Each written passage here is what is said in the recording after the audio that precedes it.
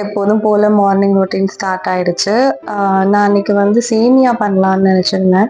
அன்னைக்கு வந்து Sunday. So வந்து பசங்கள்லாம் வீட்டில் தான் இருந்தாங்க. சேமியாங்கிறது கொஞ்சம் ஈஸியான ரெசிபி, எல்லாத்துக்கும் பிடிக்கும். ஸோ அதனால தான் அது என்னதான் ரோஸ்டடாக இருந்தாலுமே நான் ரோஸ்ட் பண்ணி தான் சமைப்பேன் சேமியா எப்போதுமே. அப்புறம் வந்து மதியம் வந்து கும்பகோணத்தில் ஃபுட் ஃபெஸ்டிவல் போட்டிருந்தாங்க. ஸோ அதனால அங்கே போகலான்னு சொன்னனால, சரி இது நம்மளுக்கு ஈஸியாகவும் இருக்கும், அன்னைக்கு நாள் ஃபுல்லாக நம்மளுக்கு கொஞ்சம் பிரேக் கிடைச்ச மாதிரி இருக்கும்ன்ட்டு இந்த ரெசிபி பண்ணது.